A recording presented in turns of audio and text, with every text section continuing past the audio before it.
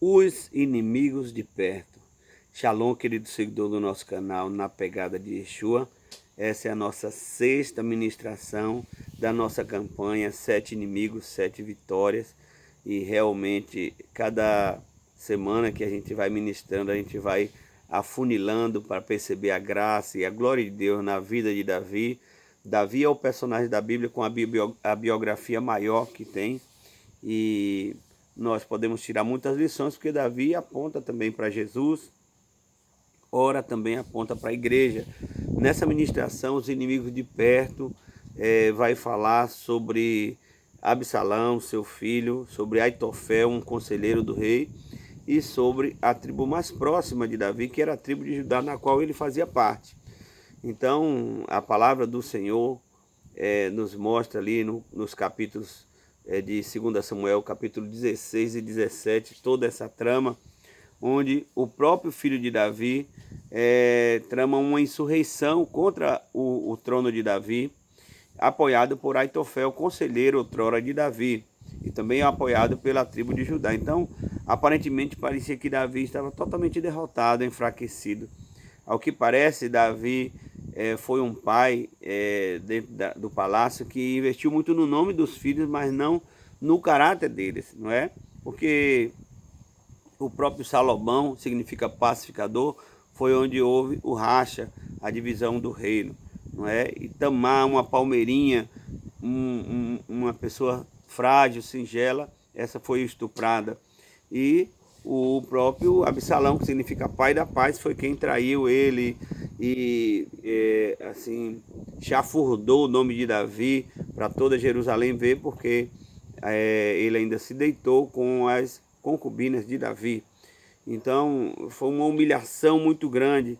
E pelos comentários bíblicos parece que Davi tinha uma queda de amor, de simpatia, de admiração pelo belo Absalão. A Bíblia diz que Absalão era o homem mais belo da terra, seus cabelos muito bonitos, mas ele era assim uma pessoa que só tinha a carcaça, como muitos líderes nos dias de hoje, como muitos crentes nos dias de hoje, tem uma beleza aparente, tem um nome bonito, um nome de promessa, pai da paz, e só tem casca, mas é aquele tipo de crente cebola, só tem casca e faz chorar, as pessoas chorarem. E quanto o Absalão fez Davi chorar, hein? Por ser um inimigo de perto, se tornou inimigo do seu próprio pai, não é? E junto com ele, Aitofel, um conselheiro, sempre tinha dado bons conselhos para Davi, agora se aliou a Aitofel e junto com eles, o Aitofel se alia com Absalão junto com a tribo de Judá. Davi fica só ali com os seus guerreiros, com os seus valentes. E Davi tem praticamente um processo de banimento do centro de Jerusalém. Então Davi sente muito, e Davi tem um valente, um guerreiro, um homem que forjado totalmente na guerra, chamado Joabe. Era um homem belicoso, não é? o líder de Davi. Assim Davi percebeu que Deus tinha uma estratégia para com ele, que ele não precisava lutar contra o filho dele naquele momento. E a palavra do Senhor mostra justamente a solução, o que devemos fazer quando os inimigos de perto se levantam, seja filhos ou conselheiros. A Bíblia diz que Davi orou e pediu que o conselho de Aitofel se transformasse em um conselho de loucura. Davi orou especificamente e Davi adorou. Esses dois princípios no meio da guerra fez Davi vencer essa guerra que parecia impossível. Tudo estava favorável a seu filho Absalão, não é? Aitofel realmente dá um conselho certo para Absalão avançar e atacar Davi. Porém, tinha um escudeiro de Davi em meio à corte que Absalão tinha se apropriado, chamava-se Uzai. E Uzai dava um conselho que era um conselho errado, mas para favorecer Davi, para Davi ganhar tempo. Assim, nesse momento, Absalão desprezou o conselho de Aitofel e preferiu o conselho errado de Uzai. Dessa maneira, a oração de Davi se cumpriu, porque ele disse: faz os conselhos de Aitofel como loucura. O conselho de Aitofel foi certo, mas na mente de Absalão foi loucura. Então ele recusa o conselho de Aitofel. Aitofel fica tão amargurado que vai e suicida-se. Então, só com oração e adoração, Davi já vence um dos inimigos de perto. Depois, Deus abre uma possibilidade, uma oportunidade para os valentes de Davi avançarem.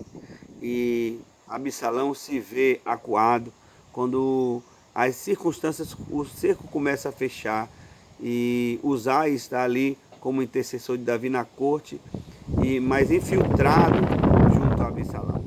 Absalão começa a temer, se precipitar e Absalão foge. Parece que os demais não vão ter escape, mas Absalão vai conseguir fugir. Só que no meio da fuga, ele fugindo a cavalo, seus cabelos belos e soltos, ficam presos em um carvalho, em uma árvore, em uns galhos de carvalho. E ele fica pendurado entre o céu e a terra naqueles galhos de carvalho. E então o líder, o general de Davi, Joabe, não perdoa. E Davi tinha a expectativa de que nessa guerra fosse poupado o filho dele. E então Davi vai lá e pede que cuide do seu filho, que preserve o Absalão. Mas essa ordem não é acatada por Joabe. E Joabe vai e alveja Absalão pendurado naquela árvore com flechas. E Absalão vem a morrer. E no final da guerra, Davi é vencedor e Davi está angustiado, perguntando como vai o rapaz Absalão. Ele fica sabendo que Absalão foi morto. E ele clama e ele ecoa com o seu choro, que lendo na palavra você percebe que foi uma dor profunda. Absalão, Absalão, meu filho Absalão. São as palavras de Davi. Davi venceu aquela guerra, mas não celebrou aquela guerra. É assim quanto os inimigos de perto. A gente não ousa se levantar, porque a justiça vem do Senhor, não é? E a palavra do Senhor vai dizer em Isaías capítulo 61, que o Senhor nos faz carvalhos de justiça. E literalmente, Deus fez com que o seu carvalho de justiça pudesse ali dar a vitória para Davi. Absalão fica pendurado naquele carvalho e aquele carvalho vem a ser um carvalho de justiça a favor de Davi. Aitofel se mata, Absalão é alvejado, ali pendurado no carvalho de justiça. E assim Deus faz uma obra tremenda de restituição na vida de Davi, porque a tribo de Judá também se reconcilia com Davi. Deixe seu like, ative o sino, compartilhe se você foi edificado com mais essa lição da série 7 inimigos, 7 vitórias. Shalom.